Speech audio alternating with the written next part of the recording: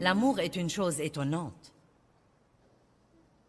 L'amour se manifeste plus que tout dans notre comportement à l'égard des autres, dans nos pensées à leur sujet, dans nos paroles à leur sujet et dans notre comportement à leur égard. C'est facile d'être bon envers les gens qui sont bons envers vous. Ce n'est pas si facile d'être bon aux gens qui ne sont pas bons envers vous. Maintenant, je ne suggère pas que vous cédiez et que vous laissiez quelqu'un qui abuse de vous abuser de vous.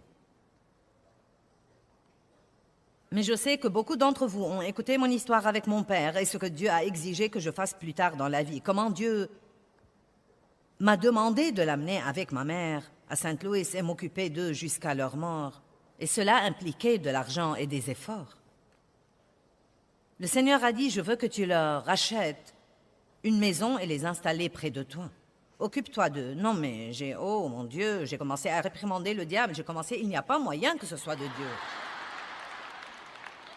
Parce que mon père avait abusé sexuellement de moi pendant tant d'années et ma mère, dans son innocence, elle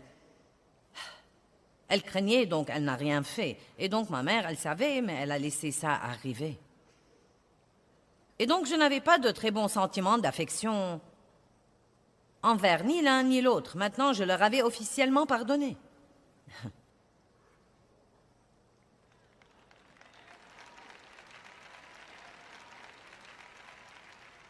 Mais Dieu voulait me prendre à un niveau plus profond. Et peut-être que Dieu essaie de prendre certains d'entre vous à un niveau plus profond parce que vous avez besoin d'entrer dans le niveau le plus profond de la guerre spirituelle. Peut-être que vous dites tout le temps, je veux que le diable me fiche la paix. Et que Dieu vous a envoyé ici pour apprendre à faire ça.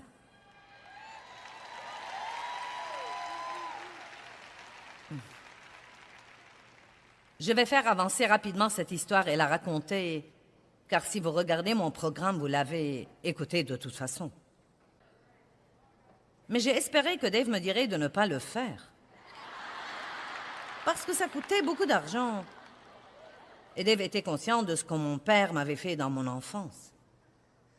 Il a dit, si c'est de Dieu, tu ferais mieux de le faire.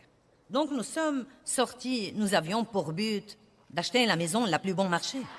Non mais nous avons vu des maisons mobiles, nous avons vu des maisons mobiles rouillées. Et...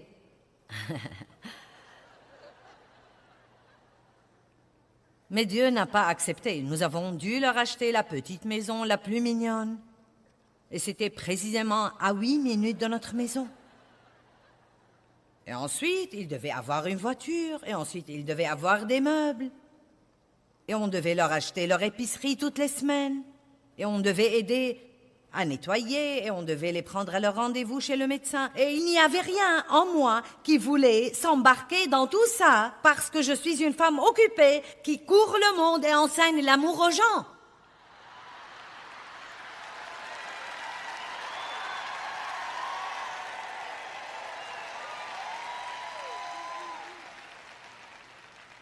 Je n'avais pas le temps de faire ce truc d'amour.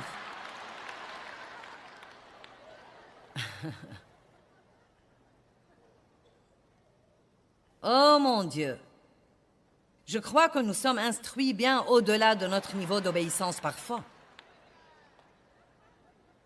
Donc, ça a pris un peu de temps, mais mon attitude est devenue bonne. Et j'avais un peu l'impression que je faisais quelque chose de bien plus puissant que je ne m'en rendais compte. Vous devez comprendre que ce n'est pas parce que vous n'aimez pas ça qu'il n'y a pas quelque chose d'absolument étonnant qui a lieu dans l'esprit. Il y avait quelque chose d'étonnant qui avait lieu dans l'esprit. Il y avait en fait une libération qui avait lieu dans l'âme de mon père. Il ne s'était jamais repenti de ce qu'il m'avait fait. Il n'avait jamais dit qu'il était désolé. Il n'y avait jamais fait face. Il n'était pas sauvé. Après 3 ans de m'occuper de lui, ma mère a appelé et a dit « Ton père pleure depuis 3 semaines. Il a demandé si tu pouvais passer. » Je suis passée, il pleurait. Dave était avec moi.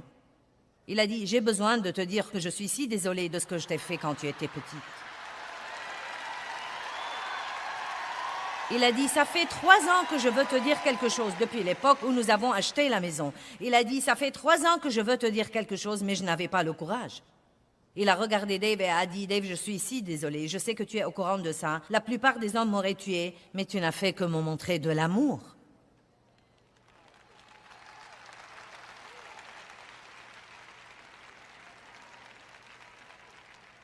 Eh bien, j'étais si heureuse pour lui pour avoir pu dire ça. Il avait besoin de le dire plus que je n'avais besoin de l'entendre. J'ai dit, papa, veux-tu donner ta vie à Christ maintenant et être sauvé? Il a dit, oui, certainement que oui, oui.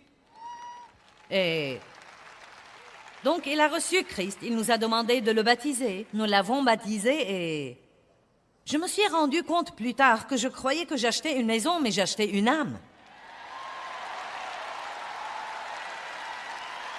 Et je ne l'ai pas acheté par l'argent, je l'ai acheté par l'amour. L'argent était un à côté. Le motif était l'amour. Et vous savez quoi? Dieu a acheté des âmes par l'amour aussi. Il vous a acheté, il m'a acheté. La Bible dit que nous ne nous appartenons pas, nous avons été achetés à un grand prix. Allez. Et il y a des âmes tout autour de vous que certains d'entre vous pourraient acheter au travail, dans votre voisinage, simplement en faisant le sacrifice de marcher dans l'amour avec elles, en les encourageant, en leur faisant un compliment, en priant pour elles, en les aidant si elles ont un besoin physique, en faisant de petites choses pour elles. Ne croyez pas que votre autocollant et la croix autour de votre cou impressionnent les gens dans votre voisinage. Sortez et commencez à les aimer.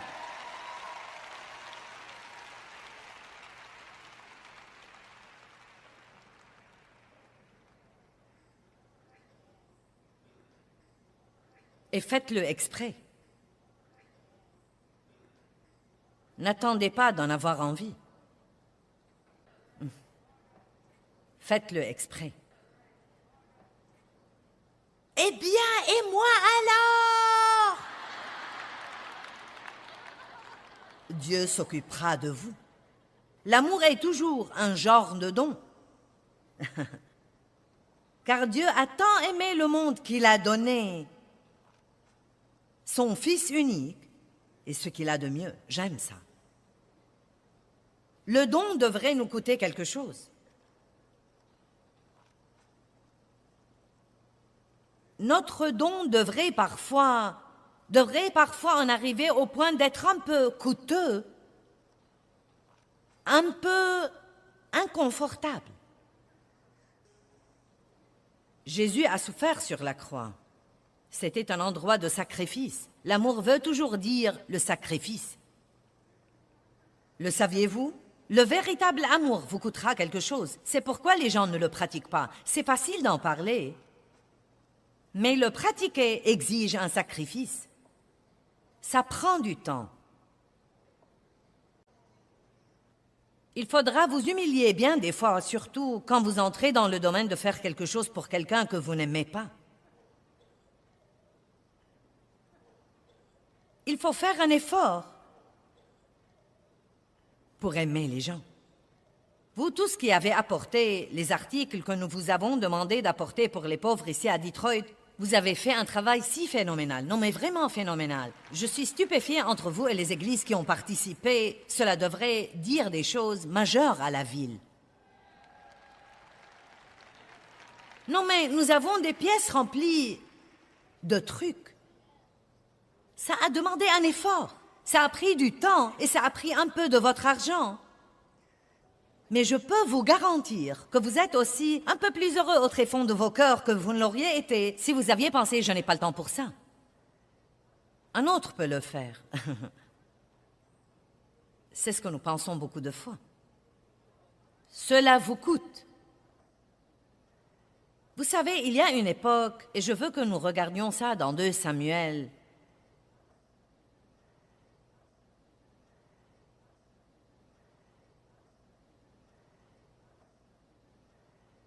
« 24. 2 Samuel 24, verset 18. C'est un temps de se lever de vos sièges et d'acclamer.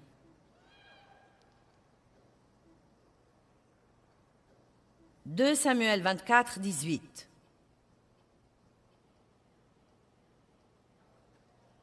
Un fléau avait frappé dans le camp parmi les Israélites à cause de quelques domaines de désobéissance. Et David voulait savoir ce qu'il pouvait faire pour arrêter le fléau. Et le prophète, le voyant, est venu auprès de David et lui a dit qu'il devait prendre un endroit et y offrir des sacrifices et que Dieu arrêterait le fléau. Que tout le monde dise sacrifice.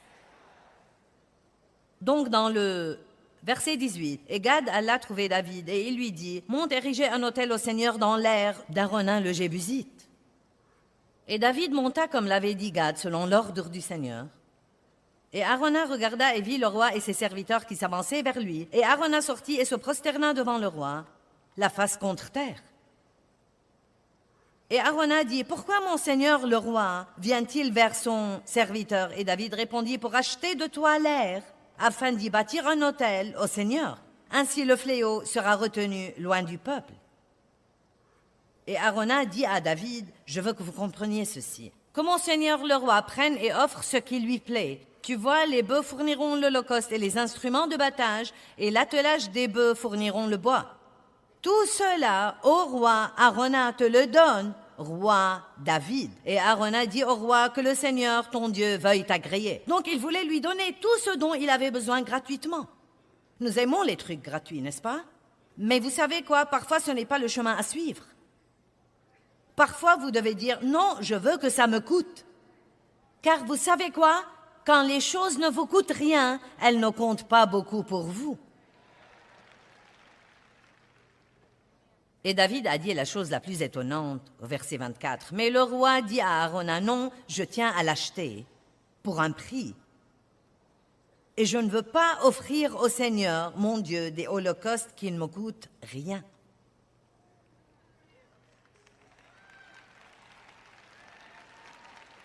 Donc l'amour est un sacrifice.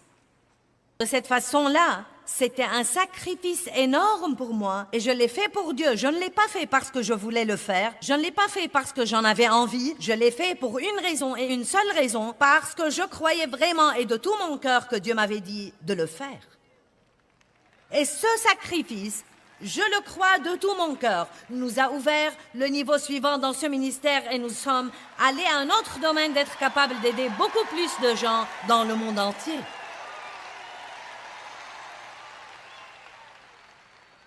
Le sacrifice apporte toujours une récompense. S'il est fait avec un cœur pur, il apporte toujours une récompense. Et ensuite, un professeur m'a dit quelque chose de très intéressant sur ce verset, il y a 2 ou 3 jours. Il a dit, tu sais, géographiquement, cette aire de battage était au même endroit où était le mont Moria, où Abraham a offert son fils Isaac. C'était géographiquement au même endroit où était la Golgotha, où Jésus a été sacrifié sur la croix. C'était au même endroit où le temple de Salomon a été bâti et où Christ reviendra quand il viendra pour la 2e fois.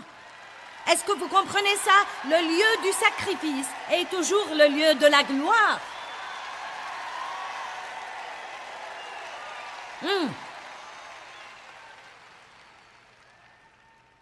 Ce sacrifice que Dieu m'a donné la grâce pour faire est aussi une des gloires les plus grandes dans ma vie. C'est une de mes percées les plus grandes. C'est un de mes succès les plus grands d'être capable de montrer l'amour à mon père et de laisser Dieu me prendre à un niveau de maturité spirituelle où je pouvais montrer à mon père ce genre d'amour après ce qu'il m'avait fait. Et c'est pour moi une gloire plus grande que d'avoir ce ministère mondial.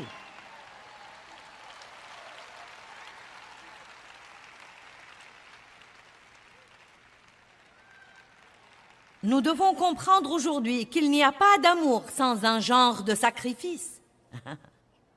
Même si vous prenez 1 minute pour appeler un ami que Dieu vous met dans le cœur d'encourager, c'est un sacrifice.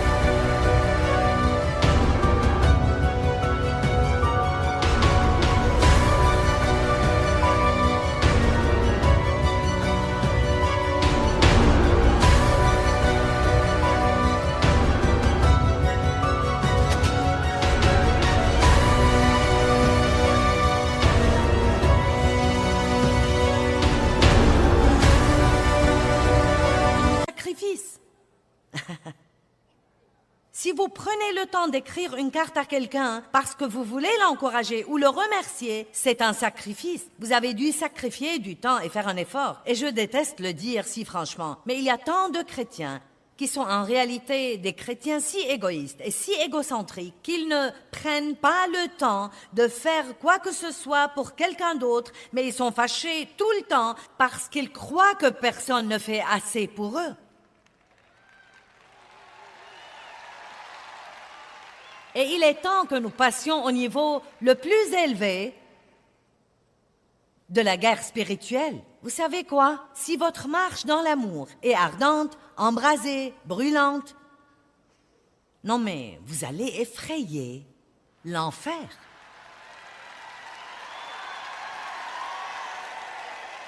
Et pas seulement ça, écoutez-moi, c'est tellement amusant. Non mais je suis sérieuse, j'aime vraiment donner, car maintenant je vois spirituellement ce que c'est.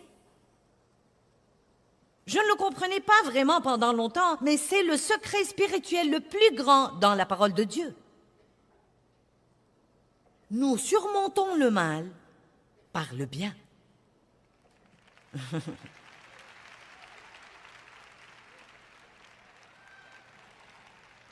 Et toujours, quand vous donnez, cela vous revient toujours.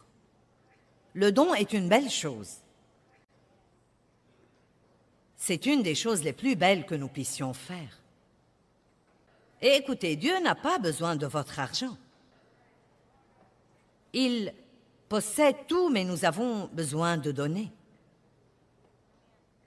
Numéro 1, c'est un des moyens dont nous combattons l'avidité. Et l'avidité est une chose très dangereuse. La Bible dit « Gardez-vous de l'avidité et de la convoitise ». Donc, donner une partie de tout ce que Dieu vous donne est un moyen de combattre l'avidité. Mais d'un autre côté, Dieu vous surprend, car quand vous faites ça, il vous donne davantage.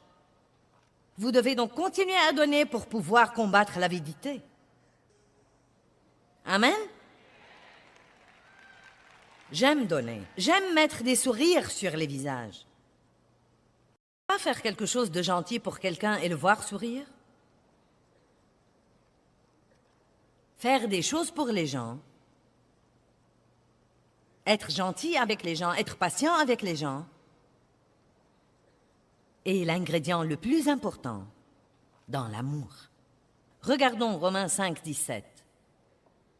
Car si par la faute, défaillance et offense, d'un seul la mort a régné par lui seul, à plus forte raison ceux qui reçoivent l'abondance de la grâce imméritée de Dieu et du don de la justice, qu'il aimait dans une condition juste devant lui, régneront-ils comme des rois dans la vie par un seul homme, Jésus-Christ le Messie, loin. Dieu veut que vous régniez dans la vie comme un roi. Il vous a donné la puissance et il vous a donné l'autorité. Les rois ont non seulement la puissance, mais encore l'autorité. Le diable a la puissance, mais vous avez la puissance et l'autorité. Parce que Dieu l'a désarmé sur la croix. Dieu vous a donné son autorité. Maintenant, un roi, un bon roi qui règne sur un pays,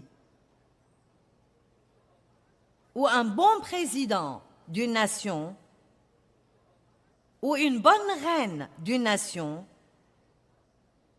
sont censés être bons envers leur peuple. C'est en fait leur travail, veiller à s'occuper de leur peuple. Cela ne veut pas dire qu'ils volent au peuple tout ce qu'il a par la taxation, jusqu'à ce qu'il ne lui reste rien, et qu'ils fassent ce qu'ils veulent. Maintenant, un ancien roi en Russie et un ancien roi en France ont expérimenté la révolution. Le peuple s'est finalement carrément retourné contre eux parce qu'il était si affamé et il était si misérable et si pauvre, et le roi vivait si grassement que le peuple s'est révolté contre lui. Nous sommes des rois, des reines et des prêtres pour notre Dieu. Et notre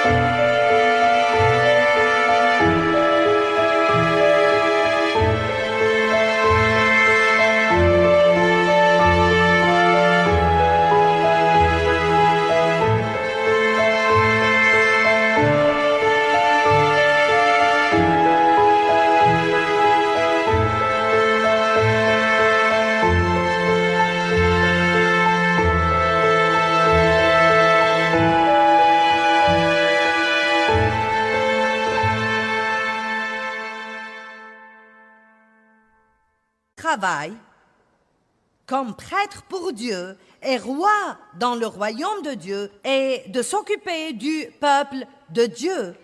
S'ils ont faim, leur donner à manger. S'ils ont froid, les couvrir. S'ils n'ont rien à se mettre, les habiller. S'ils sont découragés, faire tout pour les encourager. S'ils ont besoin d'aide, faire tout pour les aider. S'ils ne peuvent pas payer leur loyer, les aider à le faire. Allez!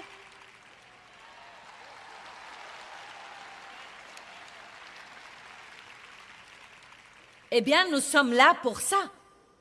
Acte 10, 38. Voyez comment Dieu a oint Jésus de Nazareth du Saint-Esprit et de force et comment il allait de lieu en lieu faisant du bien. Wow! Qu'a fait Jésus quand il était ici? Il se levait tous les jours et prenait un petit poisson avec les garçons. Et il allait en tournée avec eux. Sortons et soyons bons envers quelqu'un. Parfois, il leur prêchait l'évangile, il ressuscitait les morts, il leur donnait à manger. Parfois, il multipliait les poissons. Et Acte 10, 38 dit qu'il allait de lieu en lieu faisant du bien. Waouh, waouh, waouh! Et si vous vous levez demain et qu'on vous dise « Que vas-tu faire aujourd'hui ?» Dites « Je vais bénir autant de gens que possible. Je vais faire du bien. » Vous dites « Eh bien, j'ai des problèmes bien à moi. » Eh bien, c'est toujours la réponse qu'on a, n'est-ce pas? Eh bien, j'ai des problèmes et j'ai confiance en Dieu. J'espère en Dieu et rien n'est encore arrivé dans ma vie. Psaume 37, 3, et je suis sur le point de clôturer. Ce devrait être illégal de s'amuser autant.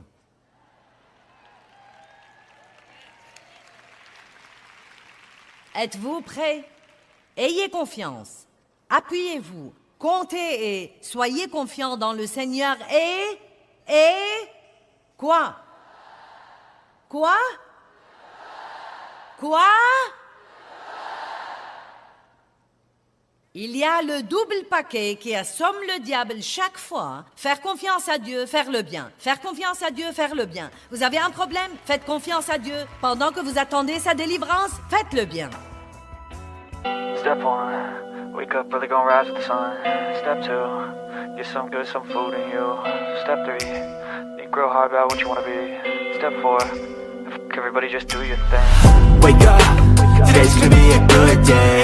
Wake up, today's gonna be a good day. Wake up, today's gonna be a good day. Wake up, today's gonna be a good day. Wake up, today's gonna be a good day. Wake up, today's gonna be a good day. Wake up, today's gonna be a good day. Wake up, today's gonna be a good day. Yo. Set your affirmations, aspirations. I got shit to do, the aftermath of preparation. Good food, good mood, blood in circulation. One step at a time, yeah, that's how you make it. Set a goal you control and the steps you take them. I try to pick one thought, have some concentration. And if I make a mistake, it's called education. I try to do this every day, call it replication. Wake up, today's gonna be a good day. Wake up, today's gonna be a good day. Wake up, today's gonna be a good day. Wake up, today's gonna be a good day. Wake up, today's gonna be a good day. Wake up, today's gonna be a good day. Wake up, today's gonna be a good day. Wake up, today's gonna be a good day. So life ain't easy, yo, I think there's a reason though. Ups and downs, just like every different season, yo. Sometimes I'm high, other times I'm barely breathing, though. I always gotta fight and hide from the demons, yo. Negative thoughts are poison, they rot. Head full of flies, so here come the clouds. They'll never stop unless I can swap all the bad for the good in my head when I'm lost. Yeah, so I'ma fake it till I make it. Positive thoughts are overtaken, I got patience. One day at a time is how you operate a cadence. A flow, you grow, you show yourself a foundation. Stay away from all the shit that causes temptation. I know that I like to do it cause it's sensation. I live my life in my head like a narration. Don't expect greatness, do my best, man, I'll take it. Wake up, today's gonna be a good day. Wake up, today's gonna be a good day. Wake up, today's gonna be a good day. Wake up, today's gonna be a good day. Wake up, today's gonna be a good day. Wake up, today's gonna be a good day. Wake up, today's gonna be a good day. Wake up, today's gonna be a good day.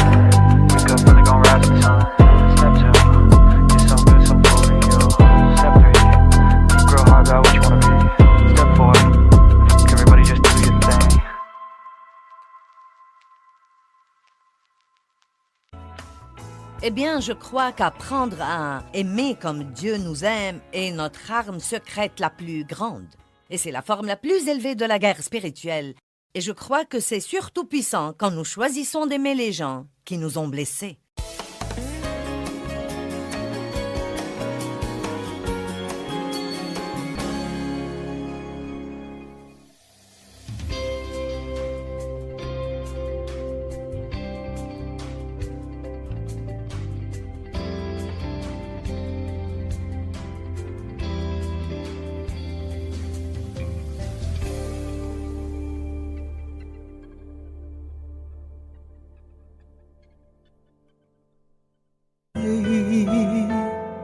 Có anh không người hỡi, bao đắm say ta có bên người còn đâu, ngàn tuyết trắng mùa đông khóc nhau, nhìn từng con phố ngày xưa vắng lặng, tuyết trắng luôn sẽ có hoài. Ngày xưa ấy một lần lầm lỡ, thế nhưng lại đau vì ta mất nhau.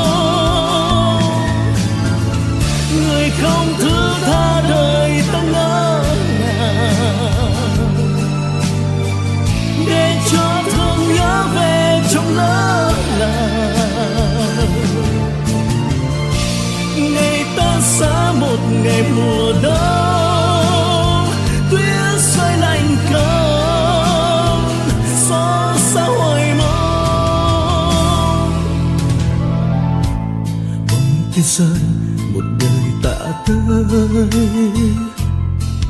đóng băng tim mình.